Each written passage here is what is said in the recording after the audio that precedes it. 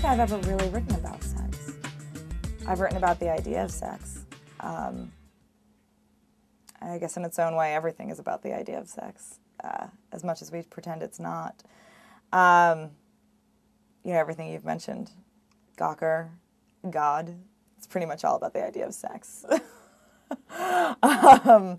But I think it's one of these things you have to really know what you're doing, and I should clarify instantly that I don't mean the actual act itself, but when portraying it. I think it's similar to describing war or love or anything that's been trodden on, you know, in literature many, many, many times before.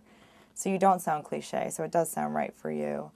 And similarly, I think those things should be used judiciously, you know, unless you're writing a romance novel, in which case you should probably just take off the brakes and, you know, just write about heaving bosoms until you're blue in the face.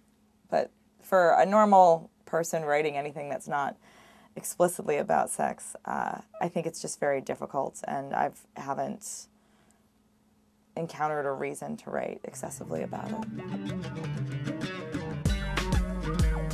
My favorite television show ever. That is tough. I'm going to say it's a tie, a three-way tie, between Twin Peaks, the original Wonder Woman, and Out of This World. Did you ever watch that show? It's with Evie, who's like half alien, and she could freeze time, and I wanted to do that so badly in 100 different instances. And 8th and 9th grade or whatever, you could just stick your fingers together like this. I don't know if you can see, and freeze time. And it was great because in the opening credits, they would show this sort of power she had in action, and she'd come walking into a room, and she'd open the door, and there would be a ladder with a bucket full of paint on it, because that's where you keep a ladder, and a full bucket of paint is right where the front doorway opens.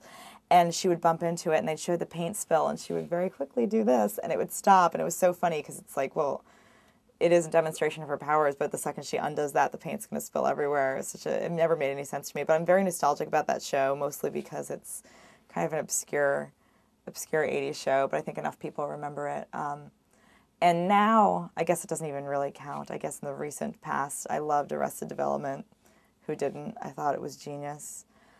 And now, I don't have TiVo, so TV watching is very difficult. I don't really think I have any favorite shows that I'm addicted to.